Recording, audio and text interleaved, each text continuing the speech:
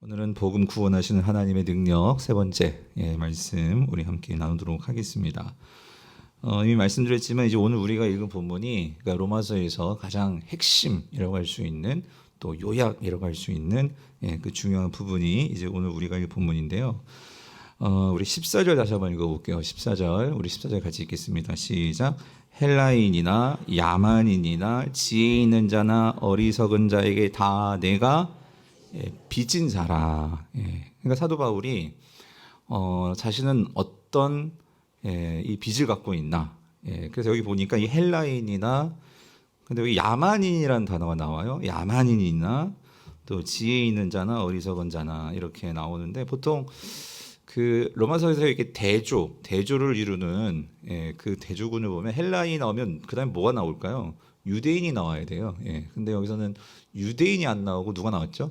야만인. 그럼 야만인은 누가 야만인일까요? 여러분 그런 질문 해보셨는지. 그래서 이거는 그러니까 그 당시 전 인류, 그러니까 바울의 마음속에는요, 세계 모든 민족을 향한 어떤 그런 생각이 예수 그리스도를 만나고 나부터 그의 가슴과 그의 모든 이 시선에 그 큰 그림이 담겨진 것 같아요. 그래서 여기서 헬라인이라고 하면은 그러니까 헬라어를 쓰는 그런 사람들을 말하는 거고, 여기서 야만인이라는 소리는 그야말로 이런 뭐 옛날 뭐 바이킹 같은 그런 뭐 민족만을 말하는 게 아니고 헬라어를 쓰지 않는 그러니까 그런 외국인이라는 뜻이에요. 그런 의미. 그리고 지혜 있는 자나 어리석은 자나 할 것 없이 나는 그러니까 모든 사람들에게 빚진 자다. 근데 뭐에 빚진 자일까요? 그러니까 여기서 빚졌다는 것은 나는 그 빚을 어떻게 해야 돼요? 갚아야 되잖아요. 그러니까 큰 책임을 갖고 있다. 그 뭐에 대한 책임을 갖고 있나? 뭐에 대한 책임일까요? 복음이죠. 그죠? 복음을 전해야 하는 책임을 갖고 있다 그 소리죠. 그런데 여러분 이 복음의 빚진 자, 그러니까 복음에 대한 책임을 갖고 있다라는 그 의미는요. 왜 복음에 대해서 사도 바울은 빚졌다라고 말을 할까요? 사실은 여러분 복음의 핵심은 뒤에 가서 오늘 찬찬히 하나씩 살펴보겠지만 그러니까 복음은 뭐 여러 가지로 설명할 수 있겠지만 여기서 이 사도 바울이 내가 복음에 빚졌다라고 말할 수 있는 것은 사도 바울이 엄청난 하나님의 은혜를 받았다는 그 소리예요. 그러니까 하나님의 사랑을 받을 수 없는 자가 누구였을까요? 사도 바울이죠. 왜 그러냐면 예수 그리스도를 핍박했던 자잖아요. 하나님의 아들을 그 죽이는 일에 앞장섰던 그러니까 교회를 핍박하는 일에 앞장섰던 그 자가 사도 바울이었잖아요. 근데 그런 나를 그런 괴수 중에 괴수인 나를 하나님께서 택정하셔서 예수 그리스도의 사도로 복음의 사도로 나를 써주신다는 것이 이게 감개무량할 뿐만 아니라 나는 이거를 감당할 수 없는 그런 은혜를 받았기에 나는 누구다? 빚진 자다. 이 빚을 갚아야 한다. 사도 바울은 이 사명이 그의 삶에 주님 앞에 서는 그날까지 이 노사도가 되어서도 빌립보서를 보면 또 디모데 전후서를 보면 끝까지 달려가는 그 삶을 끌어가는 원동력이 되었다 그 소리죠. 그래서 이 말씀을 볼 때마다 여러분 그런 생각이 들어요. 여러분 글쎄요. 여러분은 빚 지셨나요? 어때요? 빚이 얼마나 되신지 모르겠지만 근데 빚은 갚아야 되는데 이 책임 그러니까 하나님 앞에서 내가 정말 이 세상을 살아감에 있어서 내가 뭔가 이 책임을 가지고 살아간다는 것은 그러니까 나의 삶을 내가 어떻게 끌고 나아가야 하는지에 대한 분명한 방향과 목적을 준다는 거죠. 물론 이것도 빚하면 진짜 막 빚에 쪼들어서 정말 요즘같이 막 그 빚이 모든 사람의 인생을 그렇게 망가뜨려 놓고 하는 걸 생각해보면 좀 가슴 아프지만 그걸 떠나서 여기서의 빚은 좋은 빚이니까 그런데 내가 그러니까 이 삶을 어떻게 해서든지 이 빚을 갚아야 되잖아요. 그죠? 이것을 갚아야 하는 게 빚이고 왜? 그 값을 갚아야지만 내가 새로운 삶이 살 수 있잖아요. 새로운 삶을 시작할 수 있잖아요. 이건 어떤 부정적인 의미의 빚이라면 근데 여기서의 이 빚이라는 것은 그러니까 내가 존재하고 살아가는 하루가 그러니까 이 책임이 있기 때문에 내가 정말로 이 살아가야 한 분명한 이 원동력이 이 복음이 된다는 이 사도 바울의 입장에서 이렇게 생각해 본다면 이런 질문이 드는 거예요. 저와 여러분들에게 있어서 나를 살아있게 만들고, 그러니까 나를 살게 만들고, 내가 정말로 살아갈 수 있게 만드는 그런 나의 삶의 원동력은 뭔가, 성도님들. 그래서 여러분, 로마서 13장 8절을 보면 사도 바울은 또 이런 얘기를 합니다. 우리 같이 한번 읽어볼게요. 시작. 피차 사랑의 빚 외에는 아무에게든지 아무 빚도 지지 말라. 남을 사랑하는 자는 율법을 다 이루었느니라. 그러니까 이게 무슨 말이냐면, 그러니까 피차 어떤 빚이요? 사랑의 빚 외에는. 그러니까 빚은 갚아야 되는 거예요. 그죠? 그러니까 여기서 빚을 갚는데 서로 어떤 빚을 짓냐면 어떤 빚을 지래요? 사랑. 예. 그러니까 무슨 소리냐면 이 사랑을 갚고 또 갚아주고 하는, 그러니까 오늘 우리의 삶에 있어서 성도라면 그 성도에게 있어서 반드시 그 성도에게 주어지는 책임, 혹은 그 성도가 정말로 살아가야 하는 어떤 삶의 당위, 어떤 삶의 이유, 어떤 삶의 목적에 있어서 중요한 것은 뭐냐? 그러니까 사랑이라는 거죠, 사랑. 그래서 이 복음의 정수는 하나님의 사랑이잖아요. 그래서 우리가 죄인 되었을 때 우리는 그런 하나님의 사랑을 받을 수 없는 자였는데 예수 그리스도를 통해서 하나님께서 그 당신의 사랑을 우리에게 로마서 5장에서 뭐 하셨다? 확증하셨다. 5장 8절. 확증하셨다. 예. 하나님의 그 사랑의 확증의 빚을 받았다는 거죠, 사도 바울은. 그래서 오늘 성도님들, 우리가 형제를 사랑하고 또 우리가 예수 그리스도를 믿는 자로서 이 사랑은요, 그러니까 우리가 해도 되고 안 해도 되고 이런 차원이 아니라 성도에게 있어서 사랑은 마치 빚과 같다는 거예요. 반드시 갚아야 하는. 그런데 궁극적으로 이 빚은 누구에게 진 빚일까요? 예수 그리스도시죠. 하나님이시죠. 그 사랑이죠. 그런데 사도 바울에게 있어서 그 사랑, 내가 형제를 향해서 사랑의 빚, 그 사랑의 빚을 갚는데 이 형제를 가장 사랑하는, 그래서 그 예수 그리스도께 이 형제를 사랑함으로 내가 갚을 수 있는 최고의 빚이 뭐냐는 거예요. 그게 뭘까요? 복음 전도다, 그 소리예요. 복음 전도. 복음을 증거하는 거. 예. 내가 그런 은혜를 받았는데 이 복음을 내가 정말 먼저 체험했잖아요. 그 복음을 내가 살았잖아요. 경험했잖아요. 그래서 그 복음을 누구에겐가 전해주는 것은, 이거는 하나님께 우리가 빚진 그 빚을 갚는 그 빚의 최고 중에 최고가 이 전도, 영혼을 구원하는 이 복음 증거가 가장 큰 우리의 빚을 갚는 것인 것뿐만 아니라 그것이 사랑이라는 거죠. 사랑. 사랑. 최고의 사랑이 뭐다? 복음 전도다. 그거죠. 그래서 자, 이렇게 사도 바울은 이 복음을 증거하는 일이 그의 삶의 모든 것의 우선순위였어요. 그러니까 여러분, 그러면 목사님, 뭐 우리가 지금 모든 일 다 때려치고 다 전도로 다니고 선교로 다니고 그렇게 하셔도 돼요. 할 수만 있다면. 그런데 사도 바울은 내가 할 수 있는 나의 삶에서, 그래서 사도 바울은 사실은 이 낮에는 복음 전도하고 이런 모든 일 중에 그가 원래 하는 일은 또 하던 일이 뭐 텐트 메이커, 그러니까 텐트 만드는 일이었잖아요. 그래서 이렇게 전도를 할 때마다 후원을 받아서 전도도 하지만 자신이 텐트를 만들어서, 그래서 텐트를 만들 때 자신의 어떤 가게에 찾아오는 사람들, 그들과의 관계 속에서 전도를 하게 되고, 그러니까 그 모든 삶은 하나님께서 주신 것들로 이 빚을 갚는, 이 전도하는 일에 최선을 다했는데, 그렇기 때문에 오늘 15절 뭐라고 얘기해요? 그러므로 나는 뭐 할 수 있는 대로? 할 수 있는 대로 로마에 있는 너에게도 뭐 전하기를 원해? 복음 전하기를 원해. 왜? 나는 복음의 모한 자이기 때문에, 빚진 자이기 때문에. 그 얘기죠. 그래서 지난주에도 말씀드렸지만 왜 사도 바울이 로마 교회에 복음을 전하기를 원할까? 근데 여러분, 로마 교회는 이미 예수 그리스도를 믿는 자들이 있는 교회였잖아요. 근데 그 교회에 복음을 전한다라는 말은, 여러분, 사도 바울이 왜 복음을 전하고 싶어 한다고 그랬죠?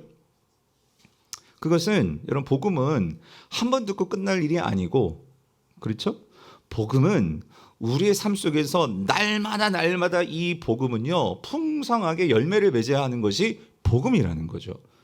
그래서 크게 두 가지로 사도 바울은 로마에 있는 이 로마 교회 성도들뿐만 아니라 더 큰 이 로마 시민들이 다 주님께 돌아오는 그런 복음의 열매를 기대하는 바가 있었고, 두 번째는 현재 성도들, 로마 교회를 구성하고 있는 성도들도 이 복음을 들어서 그들이 더 풍성한 복음의 열매를 맺었으면 좋겠다.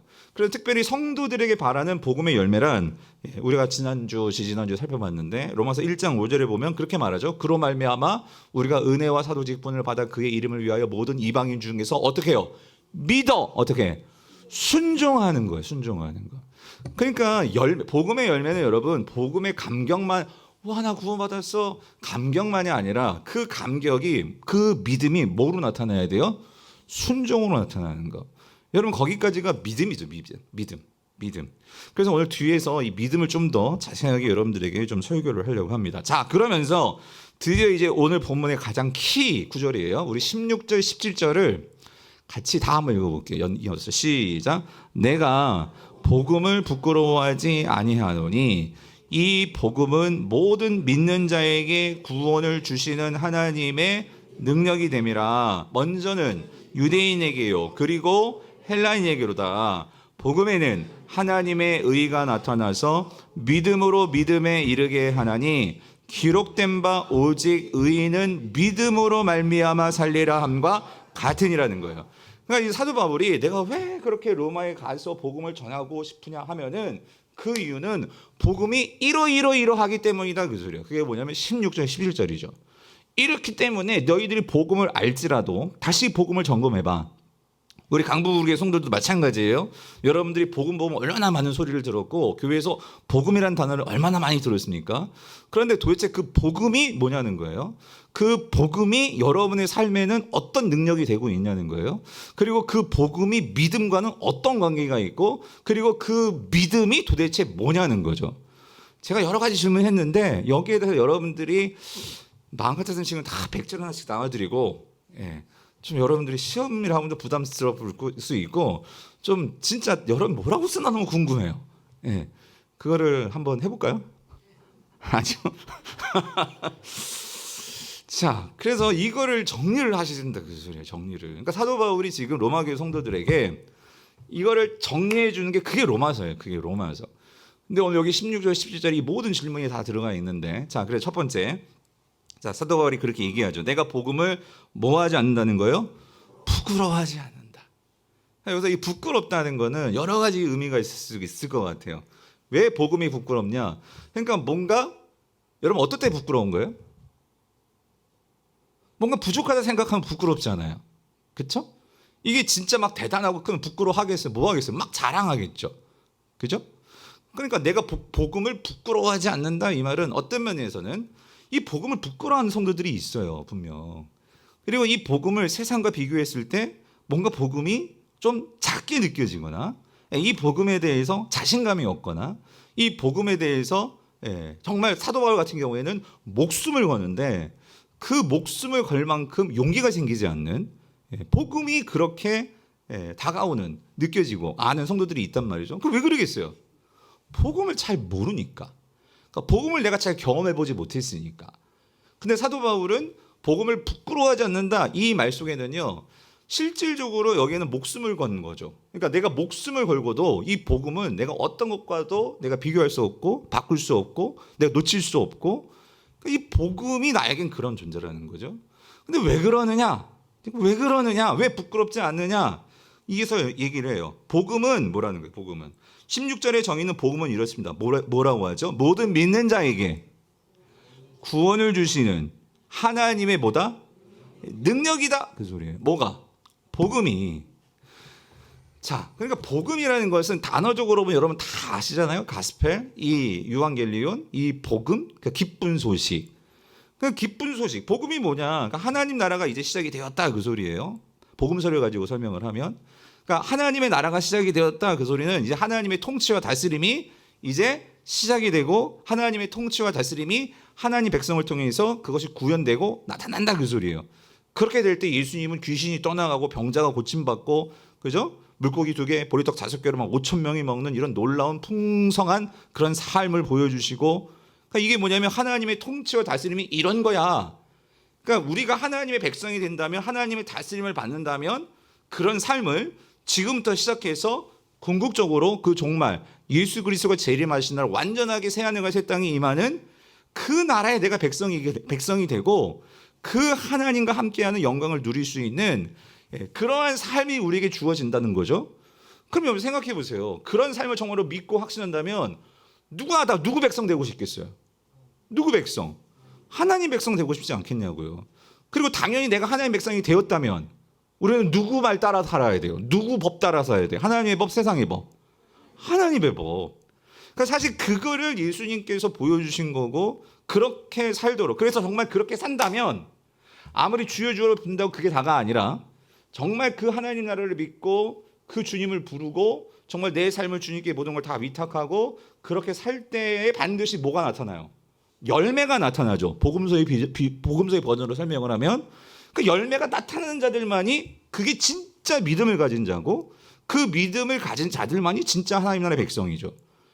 이게 복음서의 설명이라면, 예수님의 설명이라면, 사도 바울은 이제 그거를 똑같은 말씀인데 오늘 복음을 이렇게 얘기해요. 그거를 구원이라는 단어를 써요. 구원. 그죠? 그래서 복음은 모든 믿는 자에게 뭘 주신대요? 구원을 주시는 하나님의 뭐다? 능력이다 그랬어요. 그래서 여기서 여러분 이 질문을 하셔야 돼요. 뭐냐면 구원이 뭐냐는 거예요. 구원이. 여러분, 구원이 뭐예요? 성경이 우리에게 말씀하시는 구원의 개념이 뭡니까? 그러니까 여러분 성경이 말하는 거에 그 그러니까 구원의 개념을 우리가 이해하려면은요. 먼저 여러분이 한번 정의해 보세요. 구원이 뭐예요? 조금만 크게 누가 하시는데. 하나님의 다스림? 하나님의 다스림? 그건 하나님의 나라고. 구원이 뭐예요? 뭐 그런 거 다 떠나서라도 이 구원은 여러분 우리가 세상에서 구원이란 단어를 어디서 쓰죠? 구원. 야구에서 써요. 구원 투수. 구원. 진짜 쓰는 게 그거잖아요. 막 어려움이 있는데 다 질 것 같고 한데 구원 투수가 나타나서 어떻게 해요? 그 팀을 살려내잖아요. 그죠? 살려내서 뭘 줘요? 승리를 주잖아요. 그렇죠? 사실 그게 구원이. 우리는 죄와 사망의 권세에 다 사로잡혀가지고요. 다 하나님이 진노의 자녀가 되어버렸어요. 그렇죠? 그러니까 우리는 뭐요? 다시 살아내 구원이 필요해요. 구원이. 그렇죠? 그래서 이 구원을 위해서 하나님께서 보내준 구원 투수가 누구예요? 예수 그리스도시란 말이에요. 그죠? 이게 우리가 가장 잘 알고 있는 구원의 개념이잖아요. 그죠? 근데 여러분 이 구원은 협의적인 개념이에요. 만약에 우리가 창세기부터 요한계시록까지를 쫙 펼쳐놓고 그래서 여러분의 이거 성경 통독이 왜 필요하냐면 성경은 이 구원을 여러 가지 각도에서 하나님께서 궁극적으로 구원이 뭔지를 설명하기 위해서 우리에게 말씀해 주십니다. 결론부터 말씀드리면 로마서에서 나와요. 8장에서도. 성경이 말하는 구원은 그러니까 단지 우리가 다 지옥 갈 자였는데 예수님 믿고 천국 가게 되는 거 혹은 우리가 예수님을 통해서 죄와 사망의 권세에서 벗어나서 이제 하나님의 자녀가 되고 그래서 우리가 결국 하나님의 자녀가 됐으니까 우리가 죽으면 어디 가겠어요? 천국 가겠죠.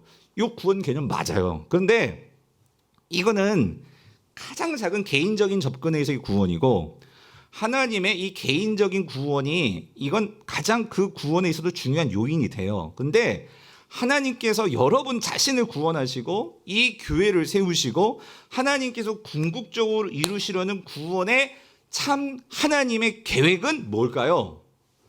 만물의 회복입니다. 온 세상의 회복이라는 거예요. 이게 여러분이 로마서를 이제 묵상하셨으니까 8장을 보세요. 로마서 8장에 보면 8장 22절 같이 한번 읽어볼게요. 시작. 그 파라는 것은 뭐예요? 피조물도 썩어짐의 종노릇한 데서 해방되어 하나님의 자녀들의 뭐예요? 영광의 자유에 이르는 것이라. 그게 무슨 말이냐면 우리 개인들 하나님의 자녀들, 그러니까 하나님의 백성들이죠.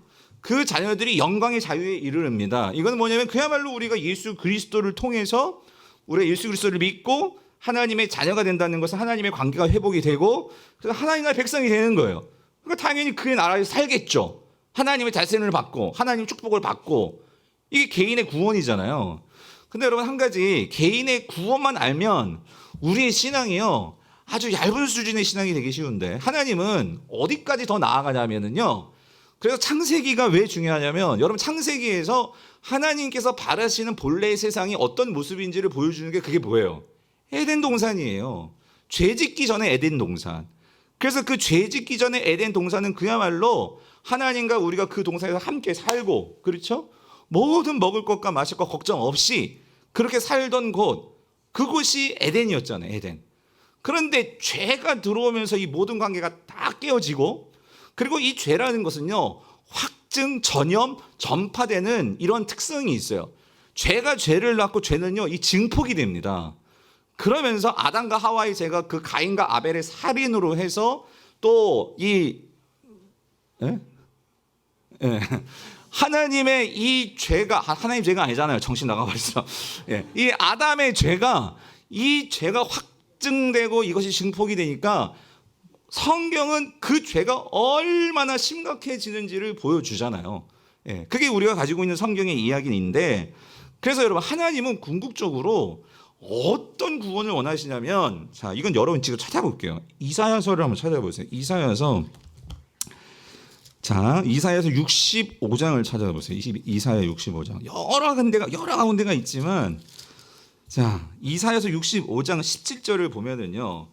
여기에 우리가 그 유명한 진짜 이게 잘못돼 버렸어요. 이 신천지 때문에 이게 원래 진짜 좋은 이 신천지라는 말이 이 하나님의 만물의 회복이 신천지인데, 그런데 신천지가 여기 한자고요. 성경에 나오잖아요. 17절 읽어보세요. 65장 17절 시작. 보라, 내가 새 하늘과 새 땅을 창조하나니 이전 것은 기억되거나 마음에 생각나지 아니할 것이라. 여기 새 하늘과 새 땅이 이게 신천지 아니에요, 그죠? 그러니까 우리는 신천지라고 하지 말고 새 하늘과 새 땅이라고 합시다. 그러니까 하나님께서 궁극적으로 이 만물의 회복을 하나님은 꿈꾸세요. 이게 구원이에요, 그죠? 그래서 18절, 너희는 내가 창조하는 것으로 말미암아 영원히 기뻐하며. 여기서 기뻐하는 게 어떻게 기뻐한대요? 영원히 여러분. 그러니까 영원히 기뻐하며 또 영원히 즐거워할지라. 보라, 내가 예루살렘을 즐거운 성으로 다시 창조한다, 그 소리예요. 다시 창조하며 그 백성을 기쁨으로 삼고. 19절 읽어보세요.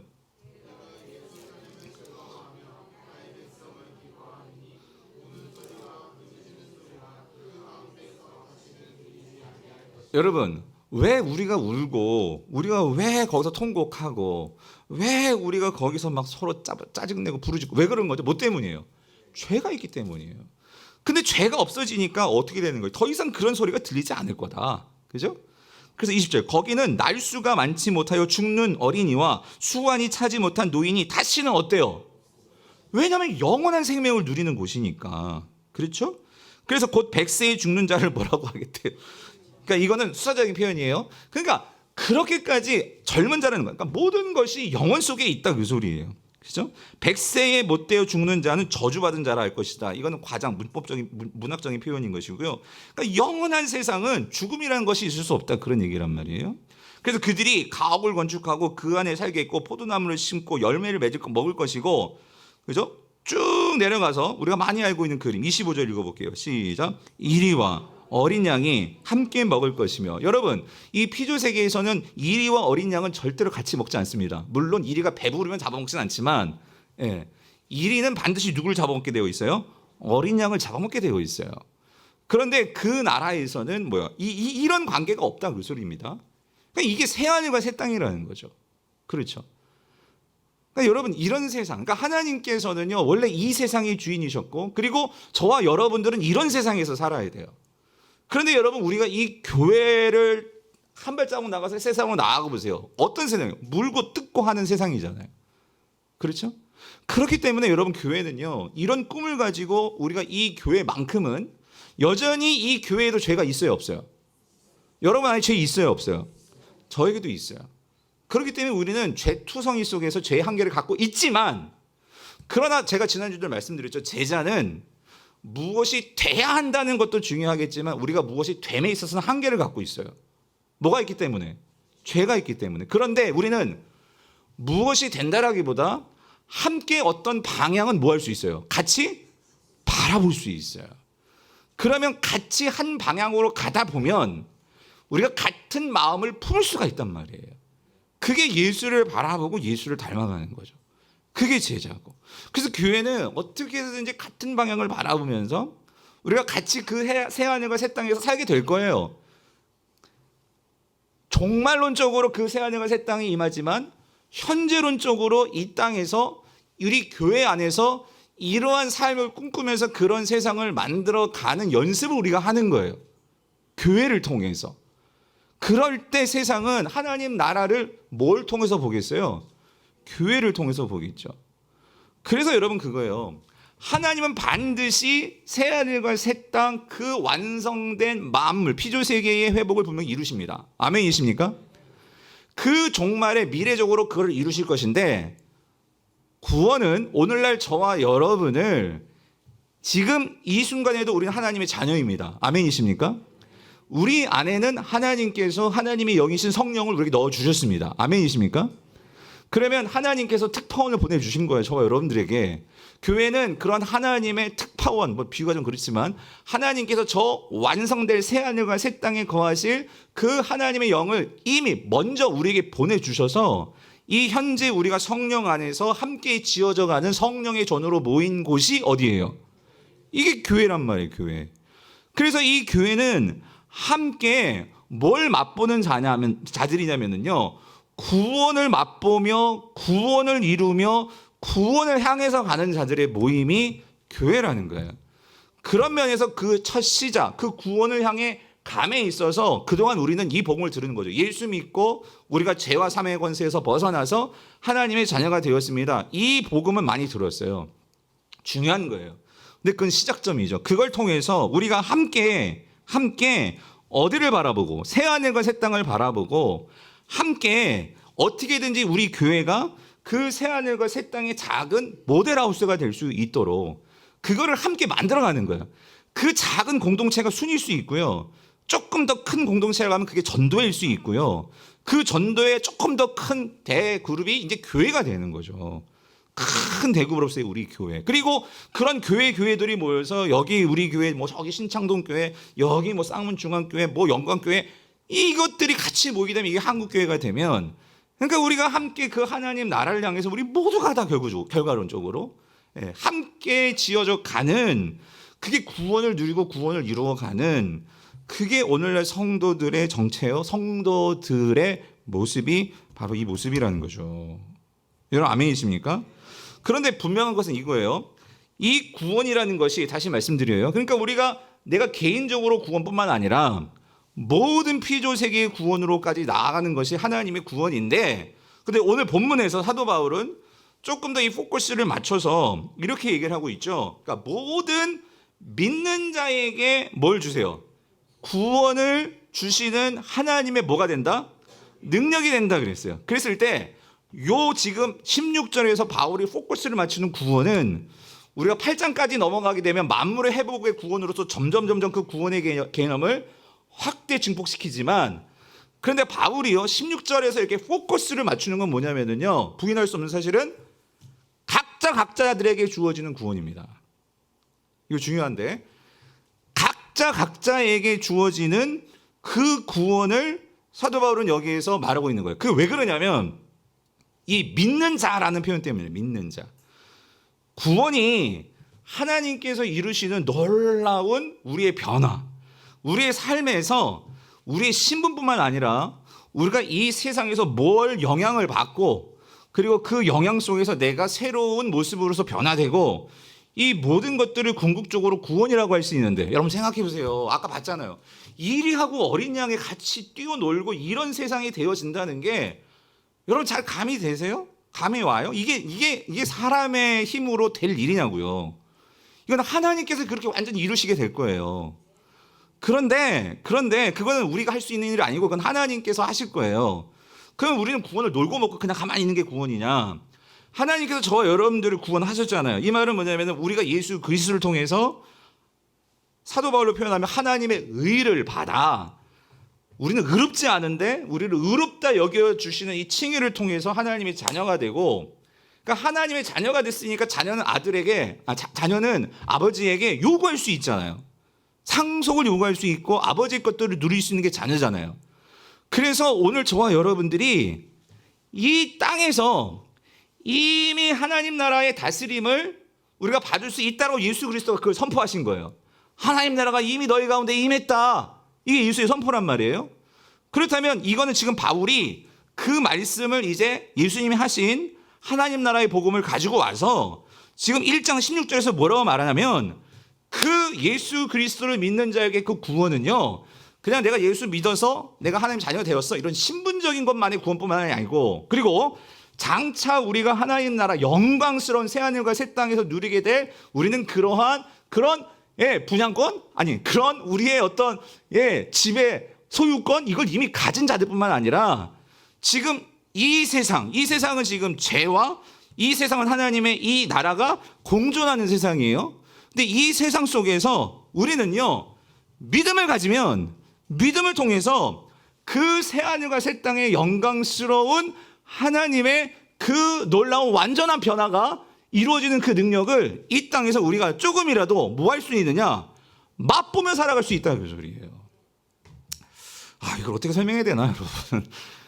예를 들어 볼게요. 이게 무슨 소리냐면 오늘 사도 바울이요, 이 말씀을 증거할 때에 복음의 능력, 그래서 이 능력이라는 단어가 우리가 헬라어로 많이 들어봤죠. 설교에서도 많이 들어보셨어요. 디나미스라는 이 능력. 그래가지고 여러분들이 능력을 조금 더 실감나게 설교하려고 영어의 다이너마이트라는 이 단어가 있잖아요. 그래서 이 다이너마이트가 이 디나미스에서 나왔다 뭐 이렇게 설교도 하지만, 근데 그렇게 되면 뭔가 거꾸로 된 개념이 되기 쉽고, 여러분 이렇습니다. 그러니까 뭐냐면 이 능력이라는 것은 이 폭발력, 그러니까 다이너마이트로 설명하면은 뭔가 이렇게 묶여 있는 것들을 이렇게 폭파해버리고 뭔가 이렇게 변화시키는 그게 능력이잖아요. 그렇죠? 그랬을 때에 우리가 하나님의 이 복음서에서 하나님의 나라가 시작이 되었고, 그리고 예수 그리스도를 통해서 하나님 나라가 이제 시작이 되었는데, 그 예수 그리스도를 믿는 자들에게는 하나님의 다스림과 하나님의 통치를 누릴 수 있다라고 예수님께서 이 말씀을 주시고 하늘로 올라가셨잖아요. 십자가에서 죽으시고 부활하시고 승천하셨잖아요. 그리고 나서 너희들이 몇 날 못 되어 하늘로부터 오는 능력을 입게 될 거야. 그랬을 때 너희들이 떠나지 말고 이 예루살렘 성을 지키고 그 하늘에서 내려주는 것을 기다려. 그랬을 때 이 제자들이 어떻게 했어요? 예수님이 이제 부활하시고 나서 막 그 로마 군인들과 이 유대 종교 지도자들이 그 예수님 부활했다는 소식을 들으니까 누가 거짓말을 치네, 누가 시체를 훔쳤네, 어쩌네 저쩌네 하면서 막 수배령이 내려지고 하니까 예루살렘이 완전 발칵 뒤집혔단 말이에요. 그러니까 제자들이 그런 면에서는 다 숨어들었죠. 그럼 숨어들면은 예루살렘에서 멀리 도망쳐서 숨어 들어가야 될 거 아니에요. 근데 예수님께서 어딜 떠나지 말라고? 예루살렘을 떠나지 말라고. 그죠? 그러니까 이거 왜 그럴까? 분명히 거기 질문하고 이상하게 생각하는 제자도 있었을 거예요. 근데 그런 거 다 그냥 집어치우고 그냥 주님이 예루살렘에서 머물러 있으라고 했으니까. 근데 여러분, 왜 예루살렘에서 머물라고 있으라고 했죠? 예수님께 분명히 말씀하셨어요. 사도행전 1장 8절. 복음이 너에게 임하면 너희가 뭘 받고? 권능을 받고. 그죠? 예루살렘과 그 시작점이 어디였어요? 예루살렘. 복음의 능력이 이제 분출되는 그 시작점이 그 원수들과 죄악이 가득가득한 어디에서부터라는 거예요? 예루살렘이에요, 예루살렘. 그래서 이 예루살렘을 떠나지 않고 제자들이 모여가지고 기도할 때에 사도행전 2장에서요, 하늘로부터 뭐가 임했어요? 성령이 임했잖아요, 성령이. 그죠? 그 성령을 받고 이 성령이 뭐예요? 그러니까 하나님 나라가 진짜 있고 하나님 나라가 시작이 되고 했다는 것을 확증해 주는 사건이 그들 속에 성령이 임한 거잖아요. 그래서 그 성령, 하나님 나라가 시작이 되었다, 하나님 통치가 임했다 하는 것을 드러내 주는 이 복음, 그 성령이 임하게 되니까 사도 바울이 아니죠. 거기서는 베드로가 그 성령을 받고 나서 바로 3장에서요. 사도행전 3장에서 어떤 일이 벌어지냐면 이들이 예루살렘 그 성전으로 올라가는 거예요. 와, 대단히 담대하죠. 여러분, 성전에 누가 종교 지도자들이 있잖아요. 여러분, 잡히면 얻어맞든지 감옥에 들어가든지. 근데 사장에서 정말 감옥에 들어갑니다. 잡혀가지고. 그런데 이들이요, 정말 뭐가 그렇게 담대한지 그 성전에 가서 하던 대로 기도하기 위해서 성전으로 가다가 예전에도 분명히 그 성전 미문에 이 안진뱅이는 앉아 있었어요. 예. 변함없이 365일 날마다 그 자리 지키고 있었어요. 그런데 여러분 참 그래요. 어떨 때는요, 항상 지나다닐 때는 안 보이다가 어떨 때 뭔가 딱 보일 때가 있어요. 예. 그런데 이 베드로와 요한이 지나가다가 그 안진뱅이를 딱 보는 순간 성령께서 그에게 감동을 주셨는지 어떤 일이 벌어졌습니까? 자, 6절 사도행전 3장 6절 7절 8절 보면은요, 베드로가 이르되 하면서 뭐라고 해요? 같이 읽어보세요. 시작. 은과 금은 내게 없거니와 내게 있는 이것을 내게 주노니. 여러분, 이게 뭐예요? 간단히 말하면 베드로가 체험한 복음이잖아요. 그죠? 하나님 나라, 하나님의 다스림과 통치, 예수 그리스도의 말씀을 따라서 그분 말씀대로 그들이 모였고 기도했고 했을 때 성령이 임했고 그러면서 마음이 뜨거워졌고, 아무튼 이 모든 이 복음, 이거를 내가 너한테 나도 너한테 주길 원해. 그래, 이걸 내게 주노니. 근데 주는 게 뭐냐면 딱 분명히 얘기해요. 뭐 준대요? 나사렛 예수 그리스도의 이름으로 어떻게 해요? 일어나 걸으라 하고 해요. 근데 여러분, 여기서 중요한 게 있어요. 놓치면 안 되는 게. 우리는 보통 믿음을 이렇게 생각으로, 복음으로 일어나 걸어 하고 가만히 있다고 생각해요. 근데 여러분, 복음에는요, 아까 말씀드렸죠. 로마서 1장 5절. 믿어 어디로 이르러야 돼요? 다시. 믿어 어디로 이르러? 로마서 1장 5절. 어디로, 빨리 보세요. 어디로 이른다고요? 5절 아니에요? 맞는데 순종이라고 했잖아요. 순종. 예? 믿음에서 순종이라고 했잖아요. 순종은 행함이에요. 그랬을 때 여러분 3장 다시 한번 보세요. 사도행전 3장에서 믿음으로 선포했잖아요. 이게 순종으로 가려면 어떻게 하느냐 이거예요. 그의 오른손을 잡았어요. 잡고 가만히 있는 게 아니라 뭐 했죠? 여러분, 선포는 쉽지만 이 사람이 진짜 일어날지 안 일어날지 선포했는데 안 일어나면 그냥 하나님께서 안직매로 그냥 살게 하시나 보다 그럴 수 있는 건데, 잡고 이렇게 했다는 것은 뭘 믿은 거예요? 진짜 뭐 할 거다? 일어날 거다. 그러니까 여러분, 이게요, 이게 믿음입니다. 그리고 믿어, 이게 뭐로 나타나요? 하나님의 뭐? 능력. 구원하시는 하나님의 뭐? 능력. 여러분, 구원은요, 우리가 궁극적으로 하나님께서 이 모든 세상을 완전히 바꾸실 거예요. 믿으십니까? 아까 이사야 예언 봤잖아요. 그런데 우리는 그거 그렇게 할 수 없어요. 할 수 없는데 그거는 또 종말의 미래에 일어날 일이에요. 그런데 내가 정말 복음을 믿는다면, 예수 그리스도를 정말 그분을 신뢰하고 믿는다면 어떤 일이 벌어질 수 있냐면, 이 현재에도 어떤 역사가 일어나냐면, 어떤 역사? 구원의 역사가 일어난다, 그 소리예요. 만물을 회복시키시는 하나님의 회복이 여기에서는 정말 그 붙어버렸던 다리를 회복시키는 회복으로 나타나는데, 육체적인 회복뿐만 아니라 여러분, 우리의 삶 속에서 그게 관계적인 회복이든지 물질적인 회복이든지 건강상의 회복이든지 다양한 회복이 있는데, 복음은요, 그 회복시키는 그 구원을 오늘 나의 삶 속에서도 맛볼 수 있게 해주는, 그것이 뭐다? 하나님의 구원의 뭐다? 능력이라는 거예요. 아멘이십니까? 이거를 체험하면 여러분 복음에 빠져들 수밖에 없어요. 이거를 경험하면 복음을 안 믿을 수가 없죠.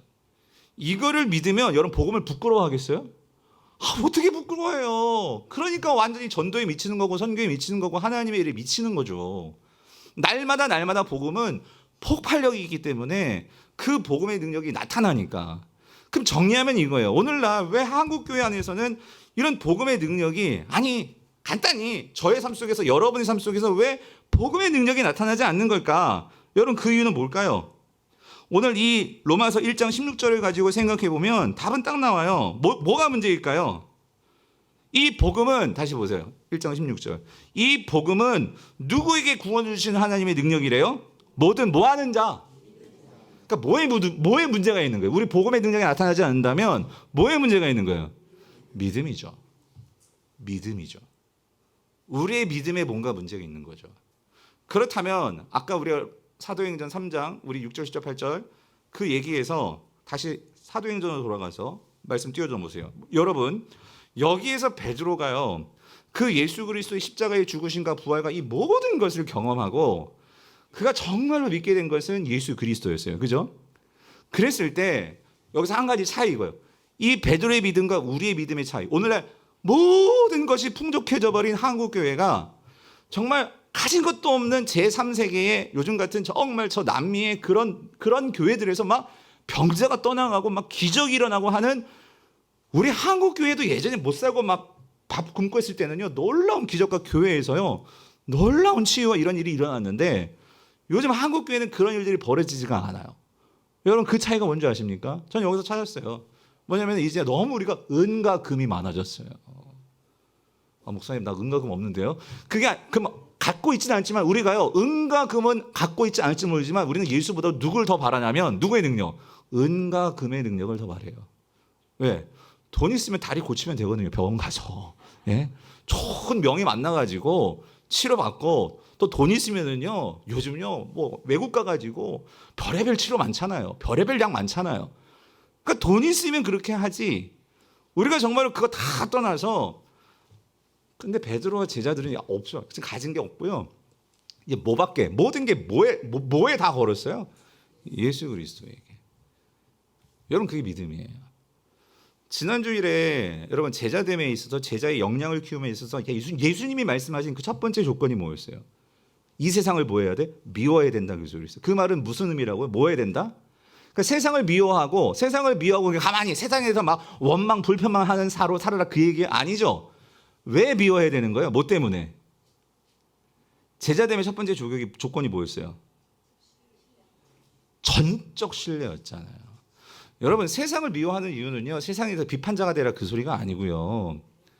세상을 미워하라는 소리는, 그러니까 세상에 눈이 가서는 안 되고, 그러니까 예수 그리스도께 전적으로 집중하기 위해서는 세상을 미워해야 돼요. 세상이 조금이라도 좋아서는 주님께 집중 안 합니다. 뭐를 바래요? 세상을 더 바라죠. 그러니까 여러분, 우리의 신앙의 기적이 없고 복음의 능력이 나타나지 않으면 너무나 당연해요. 뭐냐면 우리가요, 그러니까 그 이스라엘, 그러니까 이 다윗 이후, 다윗은 완전 예수님께, 하나님께 미친 사람이었고, 다윗 이후에 왜 나라가 갈라지고 왜 그렇게 되었냐면, 하나님께 전적 신뢰가 아니라 하나님을 섬겼잖아요. 근데 세상을 미워했어요? 좋아했어요. 세상도 좋아하고 하나님도 그냥 좋아한다기보다 이건 그냥 내 관습이 돼버렸어요. 그냥 문화야. 그냥 내가 그렇게 태어났고 우리 조상이 그랬고 그냥 우리의 그냥 관습화된 하나의 생활 스타일이에요. 근데 내가 진짜 정작 좋아하는 건 뭐예요? 은과 금이에요. 그러니까 복음의 능력이 나타나요? 안 나타난다, 그 소리예요. 그러니까 여러분, 오늘날 저를 비롯해서 여러분의 삶에서요, 진짜 우리가 이 도봉구에서 쌍문삼동에서 저는 소문난 교회 될 수 있기를 정말 축원하고 간절히 바랍니다. 그러려면 결단하셔야 된다는 거죠. 저부터, 여러분부터, 우리 장로님, 집사님, 권사님, 청년들 뭘 결단해야 돼요? 은과 금이 아니라, 주님, 난 예수께 정말 내 모든 삶 한번 걸어보겠습니다. 진짜 이번에 임직하는데요, 여러분, 진짜 그런 장로님, 권사님, 집사님 좀 나왔으면 좋겠어요.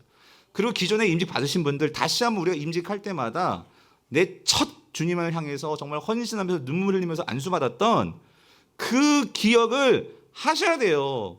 그래서 디모데도 바울이 그러잖아요. 네가 처음 그 안수회, 목사님들 속에서 안수받던 그때를 기억하고 너의 그 식어진 불을 다시 끌어올려라, 다시 불태워라. 그래서 여러분, 우리 임직할 때마다 새로운 사람 뽑는 게 중요한 게 아니고요, 기존에 우리 권사님들, 장로님들, 안수집사님들, 우리 목사님도 마찬가지. 우리 안수받을 때 그 첫 하나님 앞에서 내가 헌신하고 어떻게 살겠습니다, 주님을 위해서 정말 나를 죽이고 주님을 따르겠습니다 했던 그게 다시 살아나지 않으면 직분은요, 우리의 훈장이 되고요, 우리도 유대인들처럼 율법 있다고 직분 받았다고 그게요, 우리의 자랑거리가 돼요. 성도님들, 복음은 정말 능력이거든요. 여러분 믿으십니까? 그 복음에 우리가 정말로 맛을 느끼고 그 복음의 능력을 체험할 때 우리는 복음에 빠져들 수밖에 없어요. 근데 오늘날 우리가 복음을 제대로 경험도 못했고 맛보지도 못했고 알지도 못하고 하니까 어중이 떠중이, 이 복음도 아니고 이게 세상도 아니고 교회가 완전히 뭐예요? 그냥 이게 그냥 무슨 이게 동호회도 아니고, 이게 그렇다고 세상처럼 막 노는 것도 아니고, 또 그렇다고 막 세상처럼 이것도 아니고 저것도 아니고 이게 어중간해지는 거예요. 어중간해지는 거예요. 네. 오늘 그러지 않게 되기를 원합니다. 그래서 여러분 다시 한번 읽어볼게요. 1장 16절 다시 한번 같이 읽어봅시다. 로마서 1장 16절 띄워주세요. 시작. 내가 복음을 어때요? 부끄러워하지 아니하노니 이 복음은 모든 믿는 자에게 구원을 주시는 하나님의 능력이 됩니다. 능력이 됩니다. 능력이 됩니다. 그래서 여러분 17절 이어서 보면은요. 그 11절에서 또 한 번 이렇게 설명합니다. 그래서 복음이 왜 하나님의 능력이 되냐면 구원하는 능력이 되냐면 이 복음에는요. 어마어마한 것이 담겨 있어. 어마어마한 것이 그것이 그 속에 있어. 그게 뭐냐면 복음에는 뭐가 있다? 하나님의 의가 어떻게 해요? 나타난다 그 소리예요. 여기서 여러분 이 나타난다라고 했을 때 제가 16절에도 지금 시간 쓰기가 넘어왔는데 사실 복음의 능력이 됨이라 그랬잖아요. 됨이라 그럴 때 이 된다라고 할 때 동사가요. 이게요. 시제가 현재 시제로 되어 있어요. 그러니까 무슨 소리냐면 하나님의 능력이 여기 됨이라 그랬지만 하나님의 능력이 계속해서 현재 시제는요 뭐예요? 지금도 능력이고 그러니까 여러분 아까 우리가 이사야서는요 하나님의 능력이 장차 미래에 되어질 것을 말한 거예요. 그렇죠? 근데 사도 바울은 지금 16절에서 분명히 말씀하시는 것은 하나님의 능력이 미래에만 나타나고 과거에만 있었던 사건이 아니라 무슨 사건이에요? 지금 나타나고 있다 그 소리예요. 지금 일어나는 사건이 구원이다 그 소리예요. 그게 17절. 복음에는 하나님의 의가 어떻게 된다? 나타난다는 거는요. 지금 현재 시대. 지금도 계속해서 어떻게 해요? 나타나고 있다 그 소리예요. 하나님의 의가 이미 우리에게 나타났어요. 예수 그리스도가 2000년 전에 오셔서 우리의 모든 죄와 사망 권세를 이기시고 부활하시고 승천하시고 성령 보내주셔서 이미 그 하나님의 의를 보여주셨어요.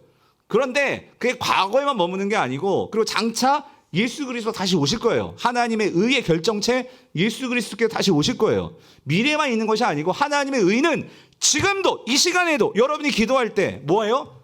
나타난다 그 소리가 나타난다. 예? 나타나서 그래서 여러분 벌써 54분이네. 하나님의 의도요 설명할 게 너무 많아요. 그러니까 사도 바울의 이 로마서는요 행간을 읽어야 되고요. 그리고 행간뿐만 아니라 전후 사방 이 단어가 품고 있는 이 사도 바울은요 이 구약의 백그라운드가 이 풍성한 사람이기 때문에 그러니까 저는 이제 그거를 우리 성도님들에게 저도 이해할 뿐만 아니라 우리가 그걸 잘 이해해서 그러니까 하나님의 이 의라고 할 때 이 의가 얼마나 감격스러운지를 설교자는 그걸 잘 설교할 수 있다면 그건 탁월한 설교자인 거죠. 그리고 그거를 제대로 이해해서 성도님들은 내 삶에 적용할 수 있다면 여러분들은 하나님의 놀라운 일하심과 하나님의 역사와 이 복음의 능력을 그러니까 이거 보세요. 미래에만 일어나는 거로 설교한다면 현재하고 아무 상관없이 내 삶과 아무런 상관이 없을 수밖에 없잖아요. 근데 그게 여러분 제가 오늘 왜 이렇게 막 흥분하면서 설교를 하냐면 이거 오늘 이 밤에도 하나님의 의가 나타날 수 있다는 저는 확신을 이 말씀에서 지금 붙들고 지금 설교하고 그걸 붙들고 기도하고 싶거든요. 아멘이십니까? 네. 그럴 때 그 하나님의 의, 그래서 하나님의 의는 제가 새벽에도 말씀드렸지만 간단하게 말씀만 드릴게요. 세 가지 의미가 구약적인 개념에서는 하나님의 성품이에요. 성품. 그렇다면 여기는 하나님의 어떤 공의로우심, 더불어서 하나님의 신실하심 이런 의미가 될 수 있어요. 그런데 사도 바울이 끌고 오는 개념은 그 개념 플러스 로마서에서 하나님의 의는 여러분 그거예요. 우린 결코 의로울 수 없는데 하나님의 의롭다 할 때는 하나님의 의가 뭐로 드러나냐면 하나님의 신실하심과 하나님의 공의로우심이 뭐로 드러나냐면 여러분 뭐로 드러날까요? 그러니까 로마서를 쓴 사도 바울은 구약의 학자라고 했잖아요. 구약에서 하나님께서 천지를 창조하시고 모든 이스라엘 선택하시고 아브라함을 선택까지 모든 과정을 추적해 보니까 그거다라는 거예요. 하나님은요 구원의 행위가 있으셨다 그랬어요. 구원의 행위가. 그러니까 하나님께서 오늘 이스라엘 백성을 구원하실 뿐만 아니라 저와 여러분을 구원하는 이 구원의 과정이 있는데 그 구원의 과정을 내가 천천히 들여다보니까 진짜 이해 안 되는 부분이 나왔는데 그게 뭐냐면은 하나님의 아들을 십자가에 죽이셨다 그 소리예요. 그러니까 유대인들은 그걸 믿을 수가 없는 거예요. 그거를 믿을 수가 없는 거예요. 어떻게 하나님이신 그분이 그것도 나사렛에서 그런 청년 그 사람을 택하셔가지고 그 사람을 십자가에 매달려 죽이게 하시고 그런데 그게 정말 하나님의 아들인데 아니 어떻게 하나님의 아들이 그렇게 천하게 이 땅에 오셔가지고 나무 십자가에 달려 죽고 하는 걸 어떻게 믿을 수 있느냐? 근데 사도 바울은 그 부활하신 주님을 어디서 만났어요? 다메섹에서 만났잖아요. 사울아 사울아 왜 너는 나를 그렇게 핍박하니? 예? 그 말은 사도 바울은 지금 교회를 핍박하고 있었거든요. 근데 그 예수가 그 교회 그걸 나를 왜 핍박하니? 그러니까 거기서부터 사도 바울은 교회는 그리스도의 몸이구나. 그러한 사상이 나오고, 그리고 그 예수 그리스도가 하나님의 아들이시구나. 그 부활하신 하나님의 그 영광스러운 시편 2편에서 내가 내 아들을 낳았도다. 그리고 온 열방이 그 아들을 몽둥이로 때리고 철창으로 가두고 막 이런 말씀들이 막 떠오르니까 그 예수를 내가 핍박했단 말이야. 그 하나님의 아들을 내가 정말 그렇게 저주했단 말이야.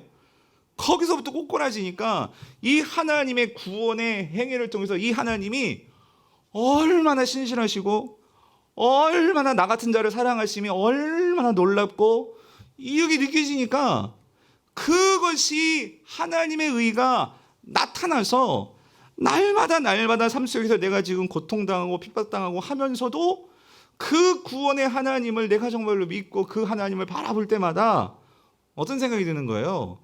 나는 빚진 자고, 그리고 그 하나님을 생각하고 그 예수 그리스도를 생각할 때마다 그 예수 그리스도의 믿음이, 여기 믿음이 나를 더 어디로 이르게 해요? 그분에 대한 믿음으로 어떻게 해요? 더 이르게 하는, 내가 십자가를 바라보고 주님을 의지하면 의지할수록 내 믿음이 약해지는 게 아니라 내가 고통 속에 있는데 그 고통 속에서 십자가를 바라보면서 그 주님을 묵상하고 생각하고 그 주님을 사랑하면 사랑할수록 이상한 건 더 고통이 많아져요. 핍박이 더 많아져요. 그런데도 그 핍박 속에서 그 고통이 오히려 나를 더 세상적인 쾌락으로 끌려가게 만드는 게 아니라 나로 하여금 더 그 하나님을 믿는 믿음으로 어떻게 해요? 이르게 하더라. 그래서 이르게 하더라. 그래서 사도 바울이 깨달은 거예요. 하박국에서 어떤 말씀이냐면 2장 4절. 오직 의인은 믿음으로 말미암아 살리라. 하박국 선지자가 이 선포를 했거든요. 근데 아까 말씀드렸잖아요. 사도 바울은 구약의 학자라고. 하박국이 어떤 말씀이에요? 하박국 선지자가요, 하나님과 논쟁을 하잖아요. 우리 특세 때 말씀드렸잖아요. 하나님, 이스라엘이 너무나 썩어버렸어요. 하나님이 이스라엘 어떻게 그만 놔두실 거예요? 하고 하박국이 그야말로 종교적인 의, 하나님에 대한 어떤 그런 의, 심판의 의, 공의의 의, 그걸 갖고 하나님께 부르짖었어요. 하나님, 이렇게 이스라엘에서 약자들이 핍박을 당하고 힘들게 하고 잘 사는 자들은 막 더 잘 되고 그렇게 하는 이 이스라엘을, 이 남유다를 그냥 눈 뜨고 보실 거예요? 심판하셔야 되지 않아요? 하박국 막 따졌어요, 하나님께. 그래, 하박국, 내가 하나님인데 가만히 있겠냐? 내가 이스라엘을 심판할 거야. 남유다를 심판할 거야. 정확히 남유다를 심판할 거야. 근데 뭐로 심판해요? 어느 나라로 심판해요? 바벨론으로 심판하시겠다는 거예요. 그 얘기를 들으니까 하박국, 하나님 아버지, 뒷골이 더 땡겨. 아니, 어떻게 바벨론을 통해서 하나님의 선택받은 남유다를 심판할 수 있겠습니까? 그건 아니잖아요, 하나님. 이러고 있는 거예요. 왜? 바벨론은 하나님의 선택도 안 했고 하나님도 모르는데 어떻게 하나님을 믿지 않는 그 바벨론이 하나님의 백성들이 좀 잘못됐다고 그 바벨론이 이 남유다를 그렇게 망하게 만들 수 있냐는 거예요. 또 막 대드는 거예요. 그래서 하나님께서 이런 하박국을 어떻게 해요? 그 하박국과 이렇게 대화를 나누시고 설명하고 하면서, 하박국, 넌 그렇게 나를 못 믿냐? 넌 그렇게 내 마음을 모르냐? 내가 이 바벨론도 뭐 할 거야? 심판하실 거야. 나도 이 바벨론을 가만 놔두지 않을 거야. 라면서 하나님께서 이 바벨론의 심판을 또 말씀을 하십니다. 그런 과정 속에서 하나님께서 하박국에게 깨닫게 해주신 건 뭐냐면 이 말씀이에요. 그러니까 오직 의인은 뭐냐면 뭐로 사냐면, 뭐로 살아요? 믿음으로. 누구에 대한 믿음으로? 하나님에 대한 믿음으로. 내 눈으로 보기에는 아무런 일이 안 일어나. 아니, 내 눈으로 보기엔 어떻게 예수님 믿고 하는데 왜 회사는 더 꼬여가고 내 건강은 더 망가지고, 아니 목회는 왜 더 안 되고, 하나님 어떻게 이룰 수가 있어요? 하나님 이거 진짜 맞아요? 막 하면 우린 그런 생각이 들 때 있잖아요. 그런데 하박국이 이런 모든 과정을 통해서 깨달은 게 뭐냐면, 그거구나. 우리가 결국 살아남을 수 있는 것은, 구원의 능력을 경험할 수 있는 것은 그 하나님의 신실함에 대해서 우리가 뭐 하는 거예요? 신뢰하는 거예요. 그것만이 우리를 살립니다, 여러분. 예? 우리가 조금 똑똑하고 우리가 조금 성경을 볼 줄 안다고 그게 하나님에 대해서 내가 하나님을 막 생각하고 판단하고 그게 나를 구원하는 게 아니고요, 여러분. 눈에 보이는 상황과 이 모든 것이 다를지라도 우리가 뭘 신뢰하는 거예요? 하나님의 신실하심이에요. 그래서 하박국의 맨 마지막이 뭐로 끝나요? 이 말씀으로 끝나잖아요. 여러분 하박국 3장 17절 18절만 읽고 마칠게요. 같이 읽어봅시다. 시작. 하박국 시작. 비록 무화과 나무가 무성하지 못하며 포도나무에 열매가 없으며 감람나무에 소출이 없으며 밭에 먹을 것이 없으며 우리의 양이 없으며 외양간의 소가 그러면 여러분 우리 어떤 마음이 들어요? 하나님 어떻게 살라고요? 예? 하나님 내가 어떻게 뭐 보면서 살라고요? 이르게 되지 않겠어요? 우리는 이거 본다고. 우리 눈은 여기에 꽂히기 쉬운데 하박국이 깨달은 건 배운 건 뭐냐면 그런데 18절 나는 뭐로? 여러분 상황은 그렇지만 내게 어떤 하나님이 계세요? 신실하신 하나님이 계시잖아요. 아멘이십니까? 그 하나님으로 말미암아 즐거워하겠습니다. 여기 즐거워한다는 감정적인 즐거움이 아니에요. 이게 믿음입니다. 이게 전적인 신뢰예요, 여러분. 그거로 즐거워하며 여기 나오죠. 나의 어떤 하나님? 구원의 하나님으로 말미암아 뭐 하겠다? 그러니까 여러분 우리의 신앙은요 여기를 향해서 가는 거예요. 예? 그럴 때 이 교회가 능력 있는 성도들이 모여 있고 능력 있는 교육자들, 능력 있는 장로님, 능력 있는 권사님, 능력 있는 우리 안수 집사님, 그리고 그 신앙을 우리 후배들이 보고 배우면서 이 교회가 능력 있는 교회가 되는 거지. 여러분 이런 하나님에 대한 신실함에 대한 이 믿음 없이 복음의 능력이 나타나지 않는데 그냥 교회 매주 현상 유지는 되겠지만 재미가 없잖아요, 여러분. 예? 영적인 재미가 없잖아요. 예.